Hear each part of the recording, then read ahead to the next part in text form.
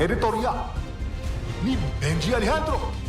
Mga kaabante, nagbabala po ang Philippine Institute of Volcanology and Seismology of PHIVOLCS na 6 na aktibong trenches sa bansa ang maaari yung pagmulan ng lindol na aabot ng magnitude 8.2. Hindi po biro ang lakas na ito. Isang iglap, maaari yung gumuho ang mga gusali, condominium at mga bahay sa mga lungsod. Ngunit higitong nakatatakot ay hindi lang ho kalikasan ng kalaban natin. Matagal na pong alam ng publiko. Kwentong barbero yung iba, sabi nga na maraming hong gusali ang nakalulusot na sa permit dahil sa kutsamahan, collusion sa Ingles kung tawagin.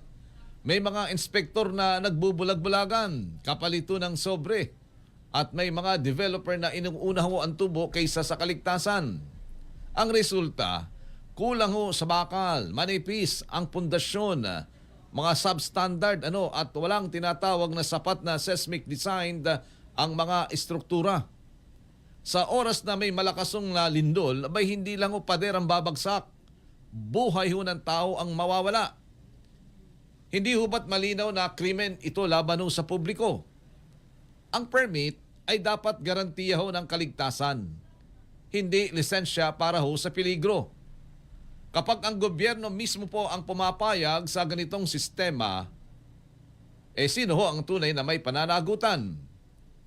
Hindi lang po mga tiwaling opisyal, kundi pati na rin po mga developer na walang malasakit sa komunidad. Sa babalang ito ng PHIVOLCS, kailangan ng masinsinang audit sa lahat ng mga gusali. Mula ho sa condominium hanggang eskwelahan. O yung sinabi na nga po ng OCD, dapat daw magkaroon ng audit, inspection. Hindi ho sapat ang mga tinatawag na structural integrity certificate kung ito po'y papel lamang na nabili o binili. Dapat to may aktual na inspeksyon, may pananagutan ng mga ininyero at may parusa sa mga lumalabag. Kung hindi, bawat lindulo ay magiging paalala ng atin namang kapabayaan. At kung may kung ito po'y nangyayari sa mga malalaking gusali ay delikado na, di ba? Paano pa ho naman din yung mga bahay semento at mga yari ho sa mga mabababang kalidad na materyales na itinatayo ho sa gilid ng ilog at mga daluyan ho ng tubig? Hindi ba't malinaw ho na may kapahintulutan din ng lokal na pamalaan sa ganitong sitwasyon? Mga kaabante, wag ho nating ipagwalang bahala ang panganib.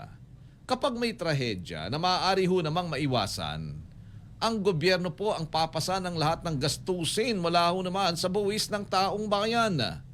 Ang lindol ay hindi ho natin kayang pigilan. Ngunit, ang pagkasawi po naman ng libo-libong buhay dahil sa katiwalian at kapabayaan.